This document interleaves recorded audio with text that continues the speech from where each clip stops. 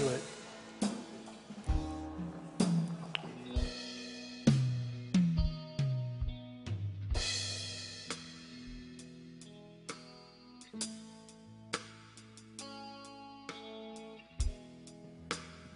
Welcome to Unity of Boulder.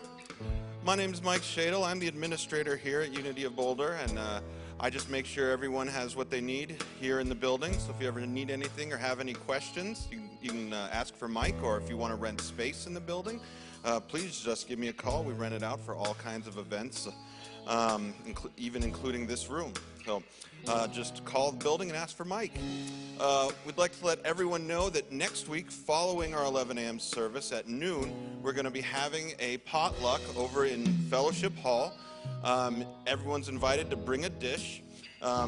Bring your best dish that you'd like to share, and we will be having a contest, and there will be a winner awarded the best dish that someone brought. So please show up for that. It's always a great time to hang out, meet new people here in the Unity community. So come on out.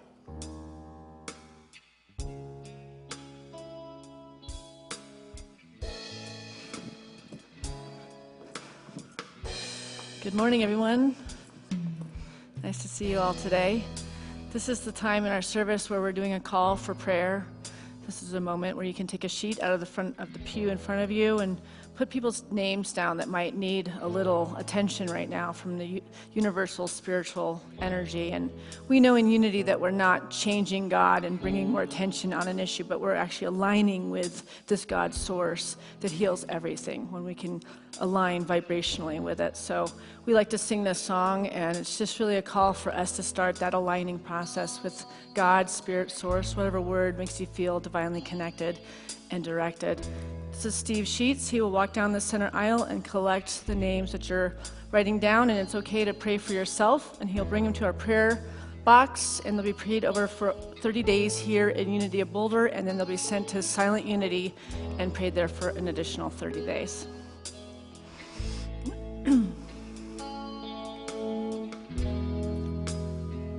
You are the air I breathe. You are the air I breathe. Your holy presence living in me. And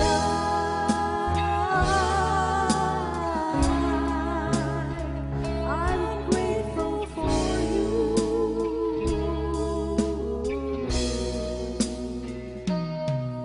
And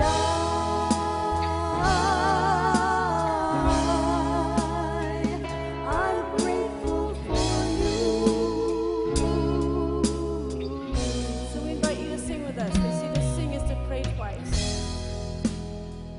You are the air I breathe. You are the air I breathe. Your holy presence living in me. And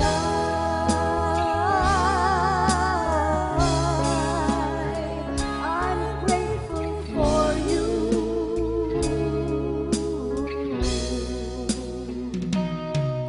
And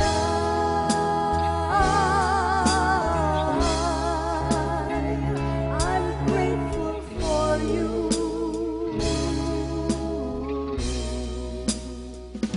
So grateful for you. And so it is. Today we have an opportunity for listening to some wonderful music. We just met her a few weeks ago. Let's welcome Bridget Wald. And we have a new piano player here, and her name, can you say it to me one more time? Ashwita. So let's have a warm welcome for her as well today.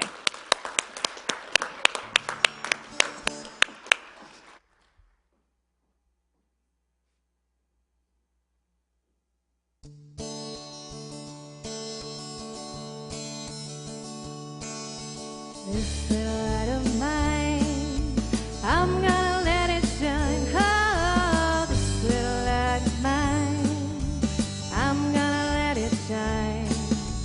This little light of mine, I'm gonna let it shine. Let it shine, let it shine, let it shine. Don't let fear roll it out. I'm gonna let it shine. Oh, don't let doubt roll it out.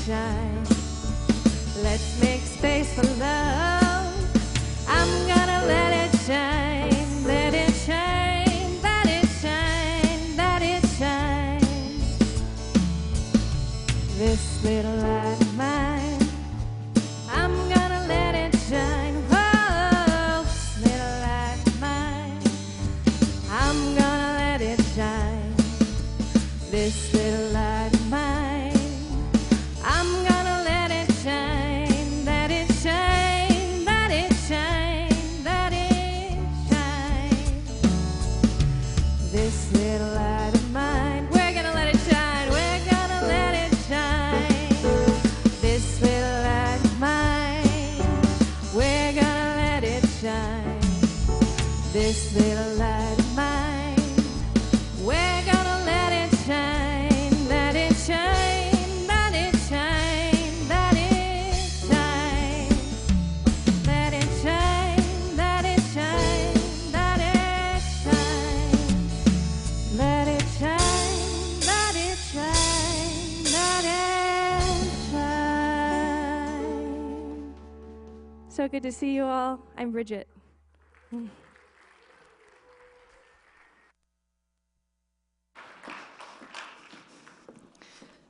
Thank you, Bridget. What a fun way to start.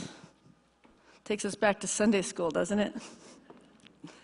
All those fun little happy songs. We need some happy. Happy is good. So my name is Syntysche Groverland, and I am one of the co-leaders here at Unity of Boulder, and I'm on the third talk of a talk series that I'm giving, welcoming 2024, a year of spiritual growth and balance. This year is the number 8 in numerology, so that represents the process for karmic balance, manifestation, abundance, and success. A year for yielding strength and empowerment and the grace of spiritual harmony. So it's really a very powerful year of the 8. I've explained that the 8 actually represents money in numerology. So this is a time for actually attracting a nice financial balance in our lives, which I know a lot of people in the last few years are really struggling in that area. So to really open up that there is this energy for us to step into and receive that which we have been maybe yearning for or what we actually desire.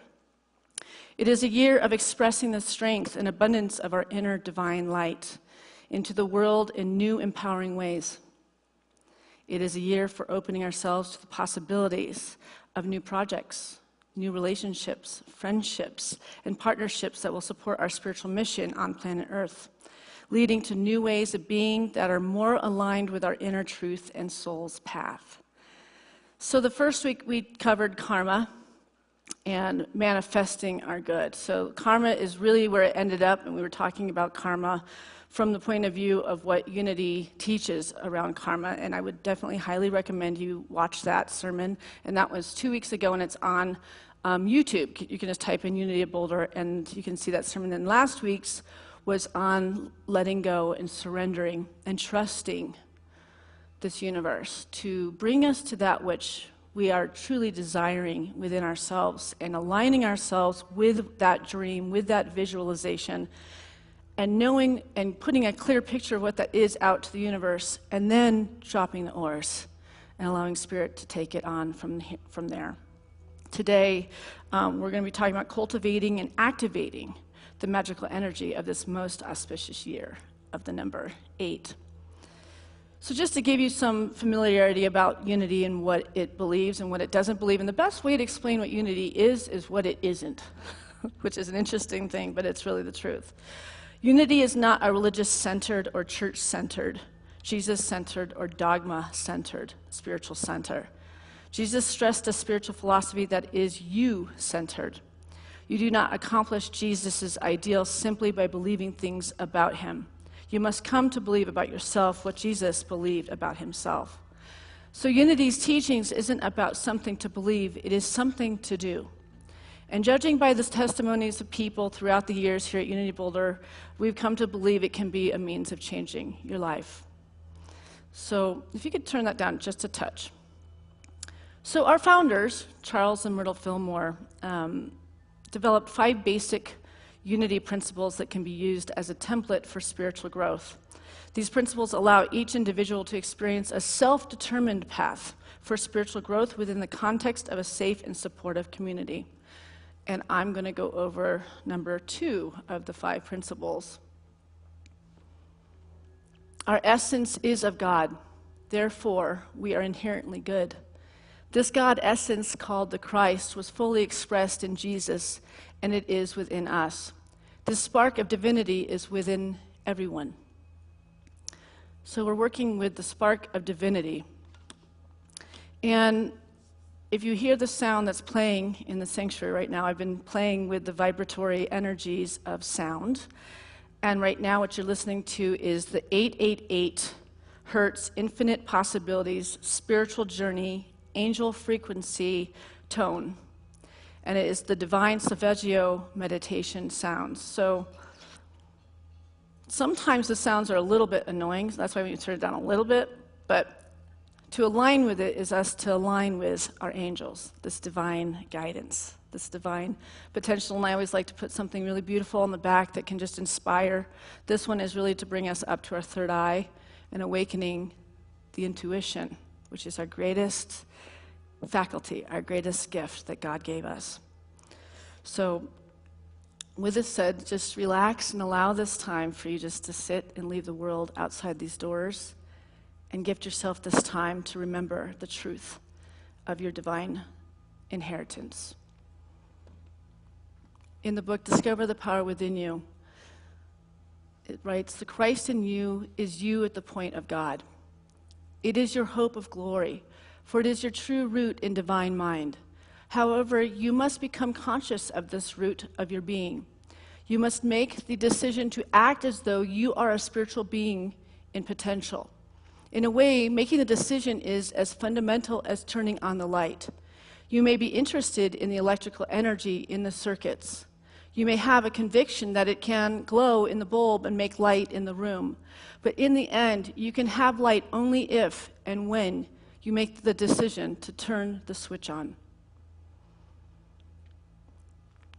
And I know, being a spiritual being, having a human experience, that sometimes we're switching that switch on and sometimes we forget to turn it on, right? When things are going really, really well, we tend to stop our practice spiritually with a meditation, with like visualizations, with affirmations, and being really clear about moving in and through this vibratory energy that is always working for us.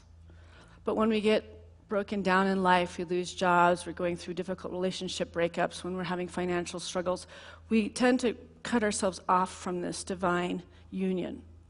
And it's then that we need to really get on our path and keep that practice of meditating every day for 10 minutes to 20 to 30, hopefully eventually, walking in nature and trying to resonate vibrationally with everything that lives is a part of us. You know, feeling and seeing if you can hear the sounds and the feelings of the trees that you're walking by, and when you're walking on the earth, seeing Mother Earth's energy clearing and cleansing this beingness that we are, the human, the physical part that needs healing and has to be connected by this powerful Mother Earth. So I started a class this week called Discovering the Power Within You, and that's where that quote was from. And we were going around talking about some passages from the class, from the book itself. And at one point, somebody shared in the group that sometimes they have faith that there's this greater something that's divinely guiding every aspect of their life, and sometimes they don't feel it at all.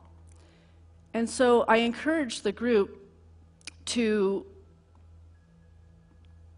look back on their lives and reflect on a time that God was proven to you. So a time when there was just no way you could ever explain that synchronicity away. That there was just something so divine in that interaction with that somebody or that something, or that dream where you had a visitation of someone that crossed over and it was clarity about what you needed to do. So I'm going to ask you to do that today.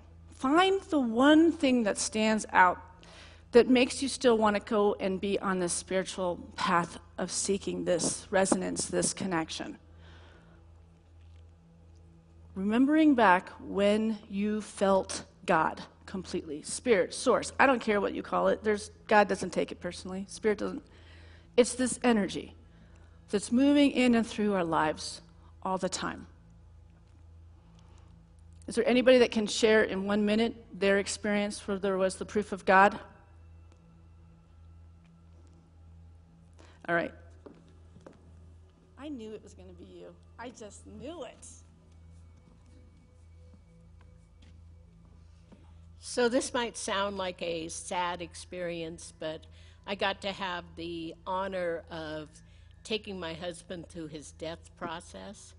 And at the moment that he died, he opened his eyes and he looked into my eyes, and I definitely saw God.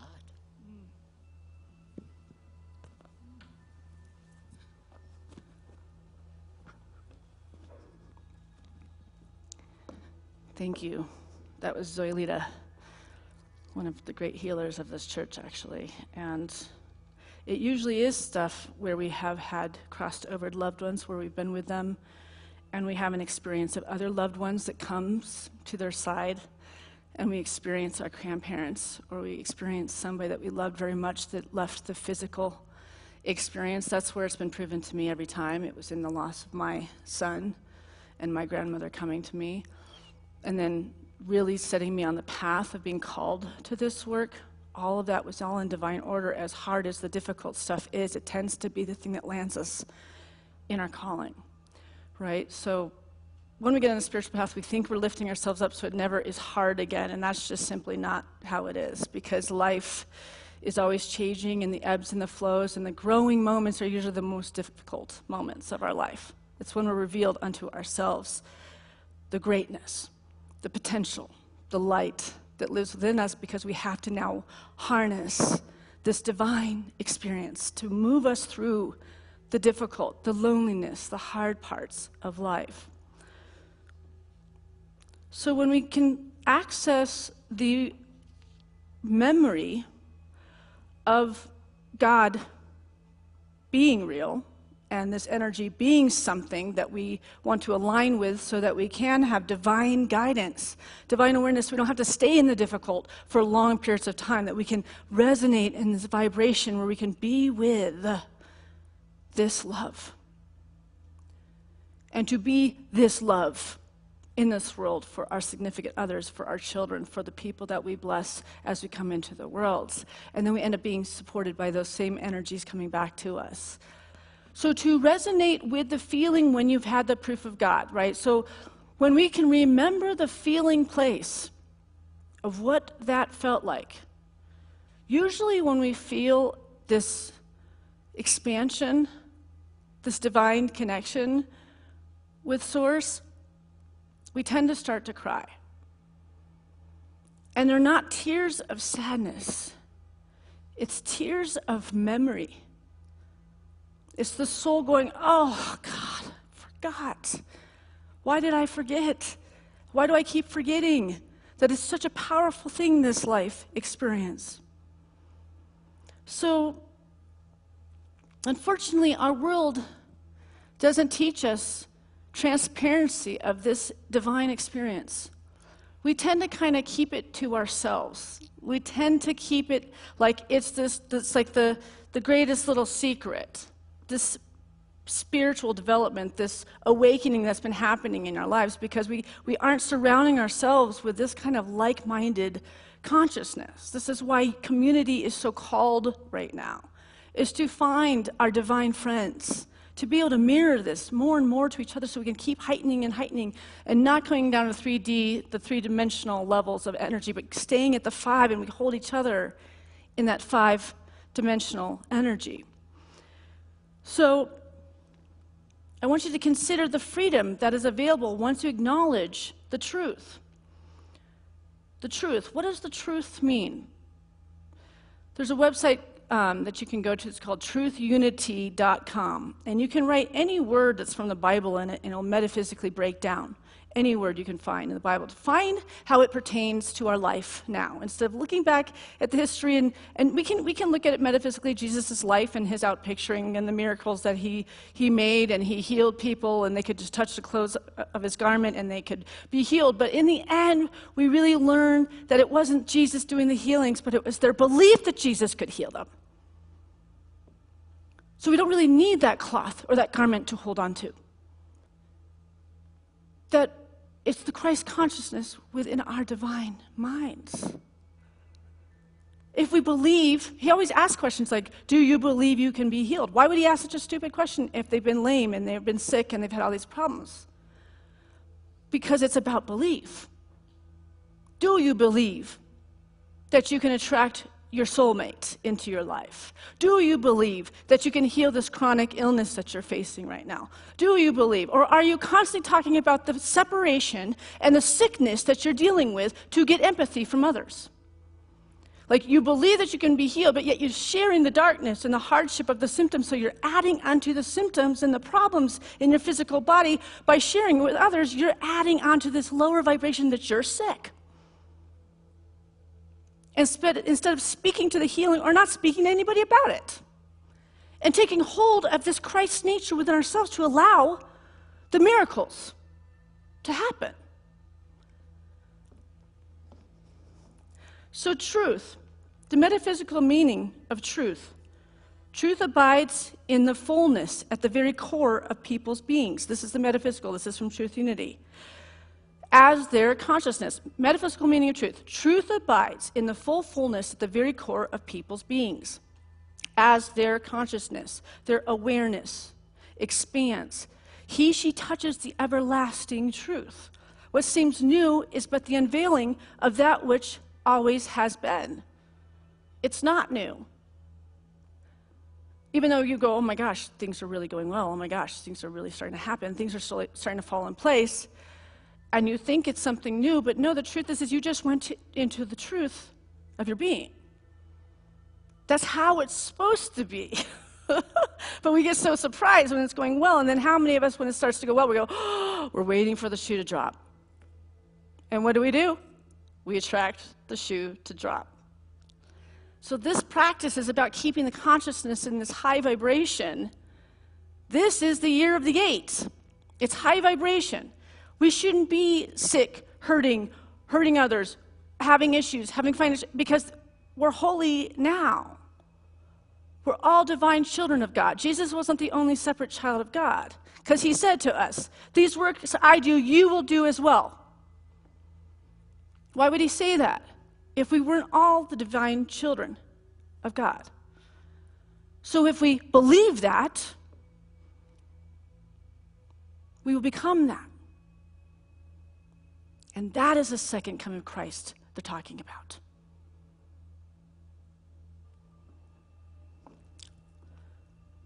So what would happen if you invited truth to tea and sat with it, offered it some pastries, and then faced it head on? The truth of your being.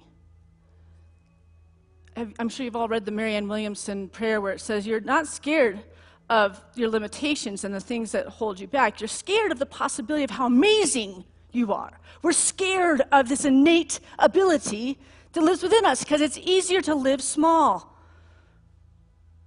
because it's limitless what can happen when we step into the alignment of this Christ potential within us. So we're talking about frequencies, we're talking about energy. Right now we're listening into the calling of the angels, right? Calling our angels. So when we do get that moment where we're looking for the shoe to drop, the angels are like, no, keep looking over here. Keep looking over here. No, don't do that. Let's keep moving on the trajectory upwards. Let's not stop ourselves, and that's where we fall off. This commitment to the divine unfoldment. So we are all energy beings. Beyond our physical bodies, we've got this incredible energy buzzing inside us, influencing everything we do. It is our vibration and how we connect to the world around us. Just like we take care of our bodies, we also need to protect and preserve our precious energy from energy givers and energy takers. This is important where we're going to go right now.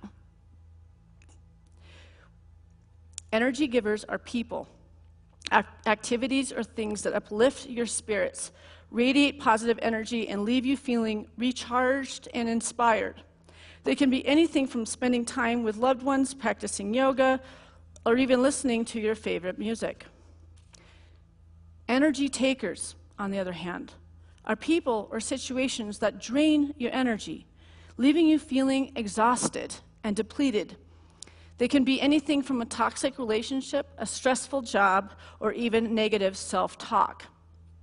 Understanding the difference between energy givers and energy takers can help you make conscious choices about how you spend your time and who you surround yourself with, ultimately leading to a happier and more fulfilling life. Does everybody understand that? Does everybody have energy givers in their lives? Let's see how many of you have energy givers. So almost everybody said there's a few that don't. That's not good. Well, you're sitting in a room of energy givers, so you do. So let's get that arm up. Let's attract it. And who has the energy suckers? I like it better. I think it's just much more honest. And many of you know about the energy takers, right? And hopefully you've really looked at that and you manage your time, because we do still want to help people, because usually they're not in a great place if they're in a place. But there are people that are just chronically negative. And not many of us that are vibrating at a high level, who are very empathic and connected to all the feelings of this world, can really block our energy when we're around that negativity. So we have to be much more self-careful, self-care. This is a version of self-care. To not put ourselves and submit ourselves around an energy that no longer frequency-wise matches us. Because it sets us off, and it takes a while to realign with a high consciousness. So we have to really look at that. So human energy givers and energy takers. When it comes to our daily interactions, we can classify people into two categories: energy givers and energy takers. Energy givers are individuals who uplift and inspire us, while energy takers are those who leave us feeling drained and exhausted.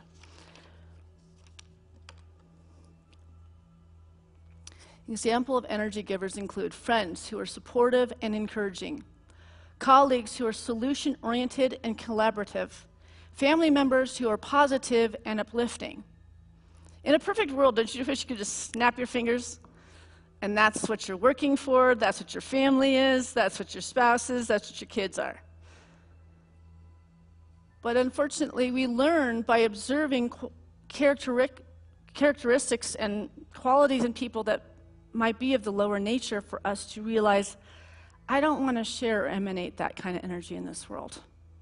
That we learn from the energies that we feel how it was toxic, and it will help us grow to not be or bring any of that toxicity into this world, into our marriages, with our children, in our work, and all those things.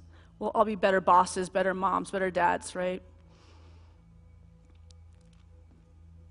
Energy takers include friends who are constantly complaining or gossiping, colleagues who are always negative or critical, family members who are needy or demanding.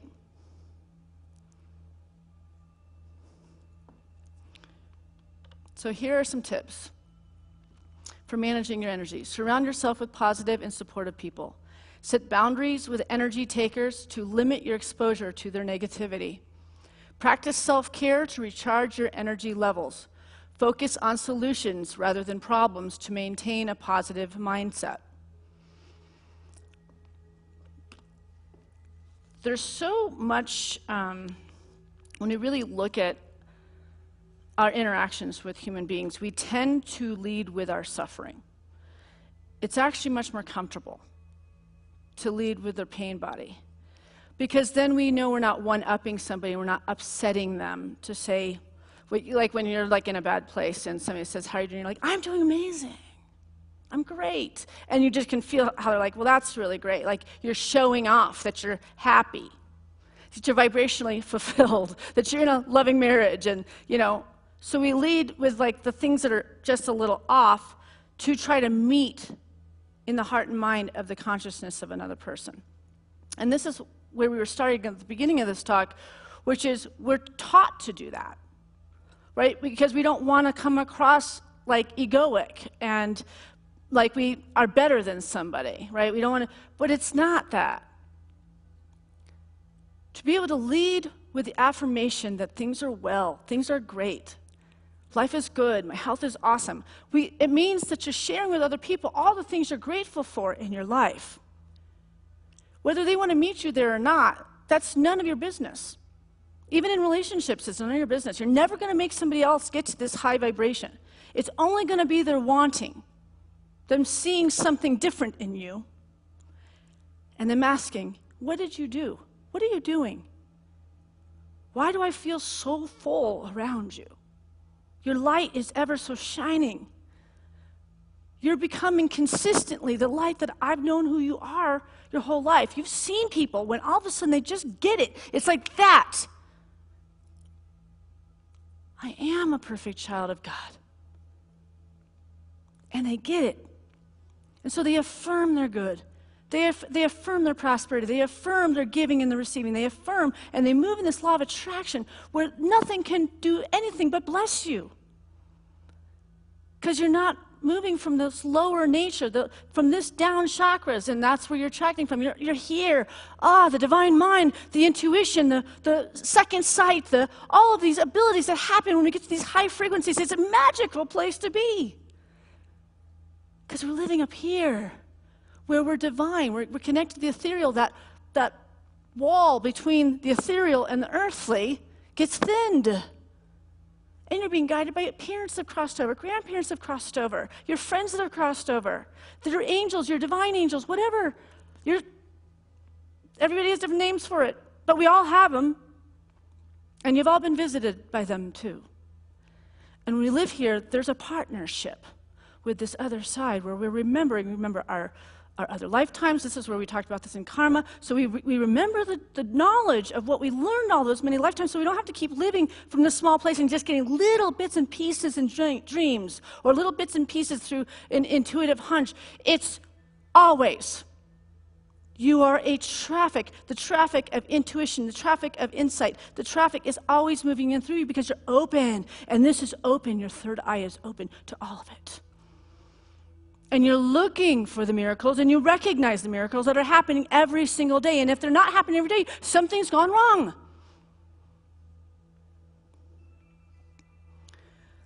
I'll give you a little example of this. So my youngest daughter is 16 years old, and she's in a dance company that she's a part of. And a few times a year, they go to these competitions in Denver, and they compete against all of the big dance studios around the Colorado area.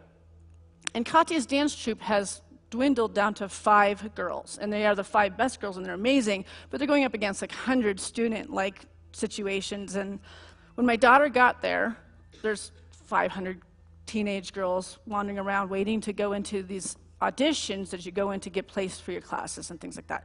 And I'm with her, it's 6 in the morning, and none of the girls are showing up with her team, it's a team effort. You're there to be in these classes together with everybody else. And then she finds out from her instructors that one had strep throat, one had a hurt shoulder, one was having a breakdown in the hotel room somewhere because she had too much homework to do. It was just like, and nobody was there but Katya. And I thought, oh God, it's just like, as a mom, there's nothing worse when you see something that disappoints your kid, especially because she's looking forward to this so much so.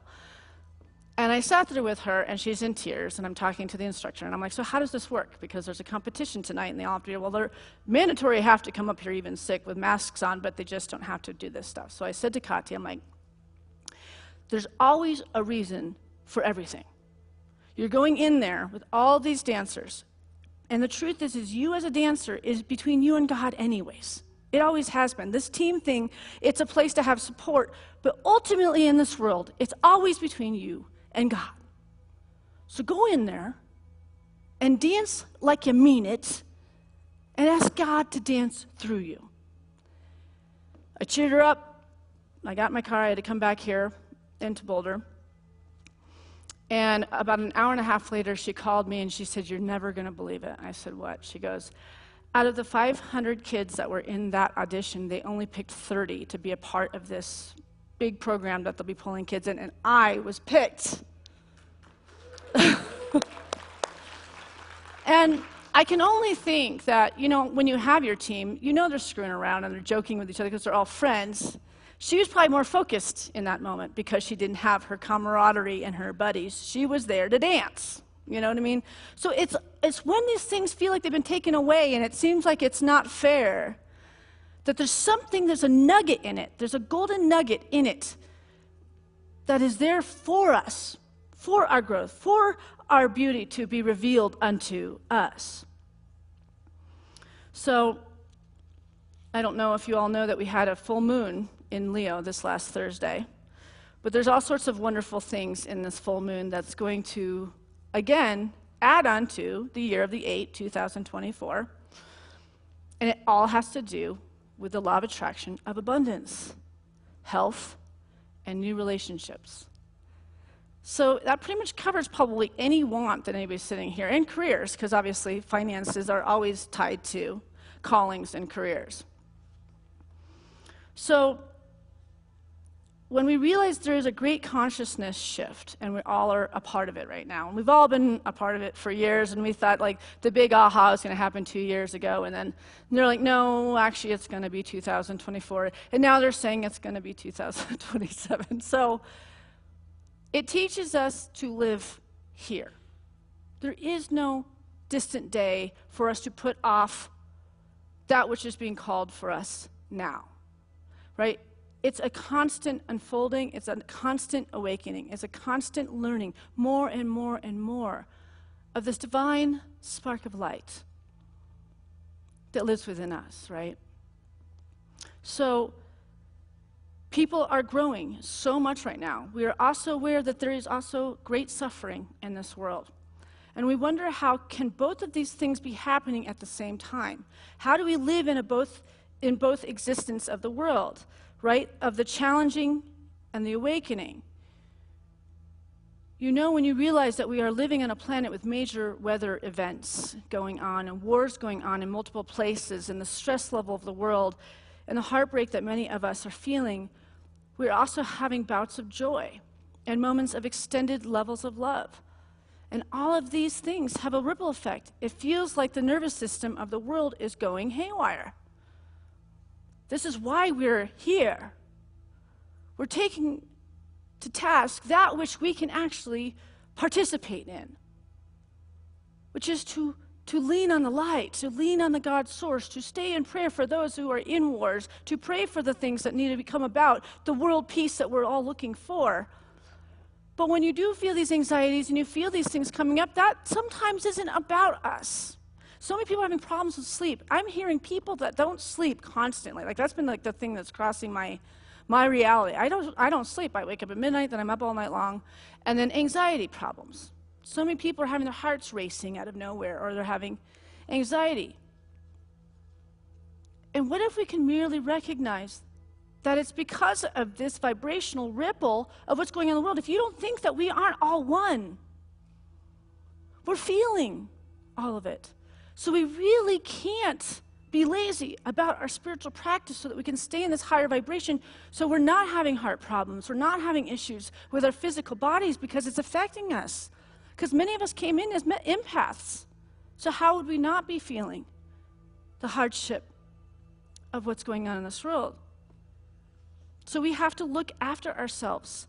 And self-care is vital for strength and for purpose. And our self-care practices, whether that is meditation, playing with our kids, whether that's dancing around your house to music, whatever that is that you can fit into your schedule, that helps you to breathe more peacefully. So, exercise, sunlight, nourishing food, finding joy and happiness, being creative, visualization. These are all wonderful ways of restoring energy in the physical and spiritual world. Remember when we were doing some talks back in the day on heart math and connecting with the heart? They say the longest journey is from the head to the heart. But this is a visualization that you can do in the morning before you step out into the world, where you might be a little bit more vulnerable to the shrapnel of what's going on in places that we're not even seeing, right? And it's seeing it from here. So from the heart, we visualize the light from us going out and around and protecting us, right? So it's like a bubble, and it comes through your back. And you visualize it, and you go 6 feet all the way out. You visualize this light going around your body and coming in your back. Then it comes up through your feet, up around, and you see this light is both happening. So there's a sphere this way, and there's a sphere this way. You sit in that place and allow that to happen while you're doing your meditation. We are energy. So this is literally happening. And you'll notice, because I do this in my office, I have it surrounding my desk, because people have a tendency just to walk in my office and just sit down because there's this sense of I'm a friendly person. And I don't like my door shut because I feel like I'm in trouble if the door shuts in my office. So like, it's like I have this like naughty corner thing in my office, so I have to have the door open, and claustrophobic maybe. So I do that, and I'll notice the people that always walk in my office and just sit down, and they literally will hit the wall of the light. And they stand at the door and they talk to me. See, these are things you can do to create boundaries without having the hard conversations. Boundaries where I need to be able to be inviting you into my vibrational space, right? Especially in the work that I do, because I'm around people all the time. And if I don't do this, I find myself going home. I can barely drive home because I'm falling asleep. I'm exhausted. My energy has been completely taken away from me. But when I do this and I set myself, and you do this many times, you can feel when it's depleted and you need to do it again and get the light back. When you do it, you get energy because you're containing this limitless energy that lives within us. And it stays within us, so it's not being taken off and ran away with other people. It's an amazing thing. So this is a wonderful way to take that into your life and to protect your energy. I remember there's a person that used to go to this church, and I love this person dearly, but Mike and I would have a giggle because we had to call this person quite a bit. And on the answer machine, when it picked up, it said, "Hi, this is so-and-so. If you want to leave a message after the tone. And if you want to get a hold of my husband, this is his phone number." And it was just like, what? And this was like a high vibrational person from the center, and it was like, something is wrong here. You're not getting what's going on at Unity when you're leading with this. It was just bizarre. But we'd have a giggle because I laugh at that stuff. Like, that stuff makes me laugh so hard that people so come here, so dedicated to this practice, and then they're the ones that are out there cursing and flying through the streets in their cars and losing their crap because they can't get to, and you're like, whoa, whoa, whoa. In what way are you getting this? How are you digesting this life? Because vibrationally, you're affecting everybody on this road. It's not just sometimes that we do this practice. It's always. It's really when you push through and you're having a bad day and you're still extending love and extending joy and kindness that we realize that we are participating as this love child for this world, for our families, for ourselves, for everything that we come in contact. Like they say, be the person that your dog thinks you are. Be the person that your cat thinks you are. Be the person that your baby thinks you are. Right? I think of my Gilly boy. He's a Wheaton Terrier. He's 6 years old. I literally live for that dog. I'm not even kidding. I've got teenagers right now. I need him, okay? He fills up this glass. He smiles every time he sees me. He doesn't do anything wrong, and if he does, I don't notice because he's pure perfection of furry love. So be that person. When you're feeling like there's an energy in a person that you think is really negative, maybe you say, how are you doing? You've got your light protecting you. And be an ear for somebody to share. Maybe they need help. I want to leave you with this one thing. So a few weeks ago, I was a couple things, couple examples, but I'd be talking about friends, so I'm not going to say that one. This one I can talk about. I was walking with my friend early in the morning with my dog, and I was a block from this woman that was outside her gate of her house with her daughter, and they were just like standing looking at the yard. It was freezing out. This is when it was like 20 below zero. And I got the strongest hit of sadness just looking at her back. And then when we were passing, she was walking, and I don't know why, I didn't know this person. I said, "Are you okay?" And she just lost. I said, "Do you need a hug?" She's out front of her house in like her pajamas. She was like, "Just had to put my dog down last night." And I just happened to like feel it from her, and she just held me and she just cried in my arms, and I felt so much love for this person. But we tend to not want to step out of like the rules and the what's right, what's polite. Sometimes when you're just called to ask somebody, are you okay? And now I pastor all the time, and she has such a connection with me. So that's the second coming that the Bible was talking about. Let's take an offering for unity now.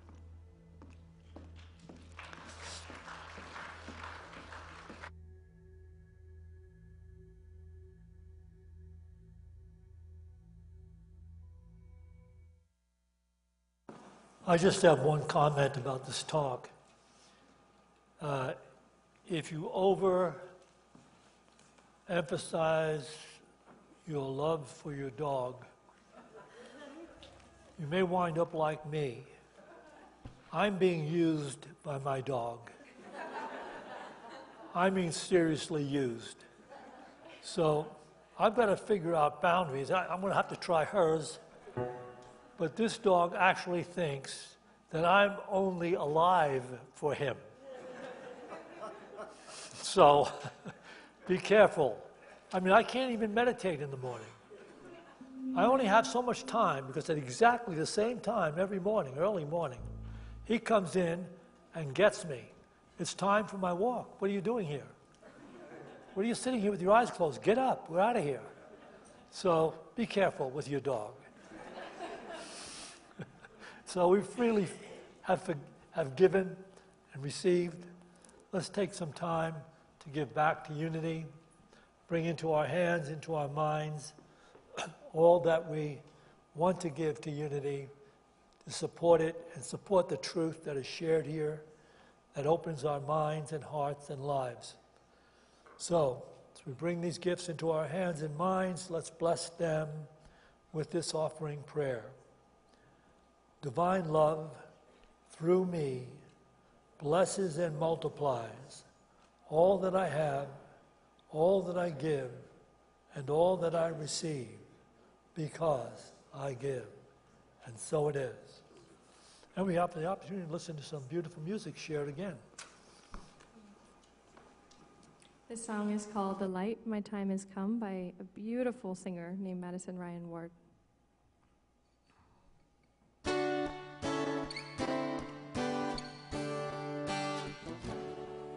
Let your light shine from within.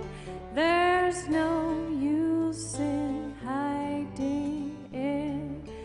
There's a power every hour in the dark when light begins.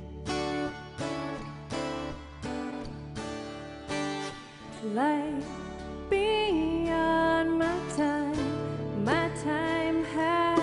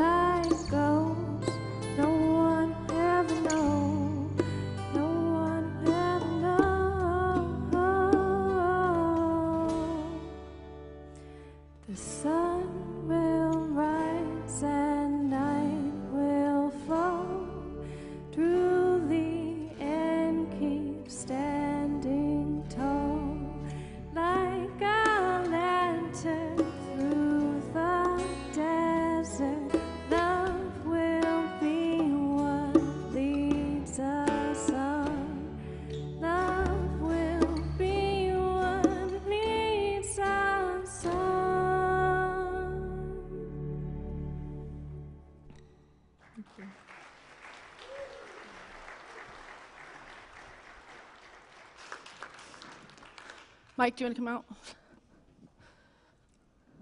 you want to make an announcement? Yeah.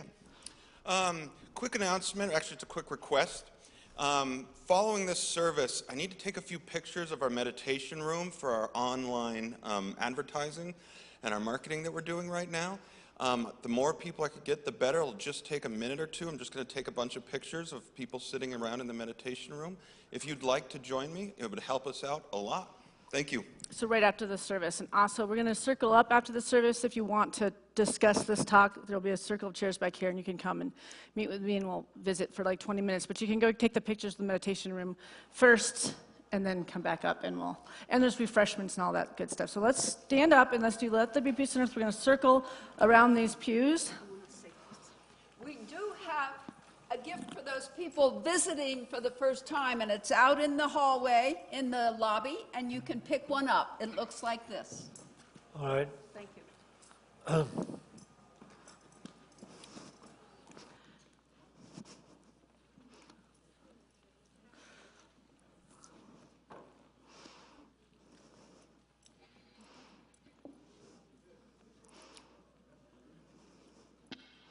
Circle's growing. It makes me happy.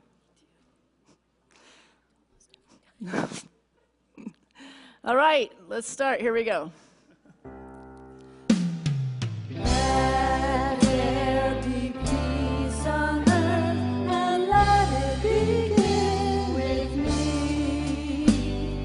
Let there be peace on earth, the peace that was meant to be, with God as creator, family all are we. Let me walk with my family in perfect harmony.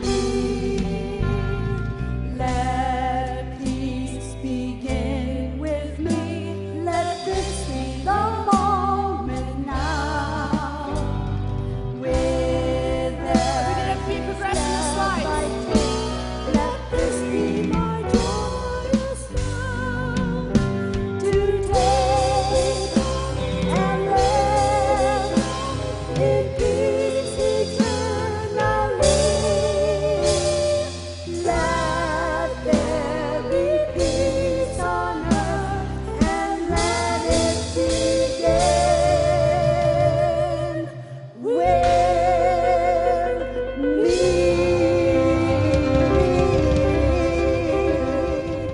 Yes. All right, they say a church that dances together stays together. Here we go. I release and I let go. I let the Spirit run my life, and my heart is open wide. Yes, I'm only here for God. No more struggle, no more stress. With my faith, I see the light. I am free in the Spirit. Yes, I'm only here for God. I release and I let go. I let the Spirit run my life, and my heart is open wide. Yes, I'm only here for God. No more struggle, no more strife. With my faith, I see the light. I am free in the Spirit. Yes, I'm only here for God. Let's hear you. There you are. In the Spirit, Beautiful. in my heart. Yes, I'm only here for God.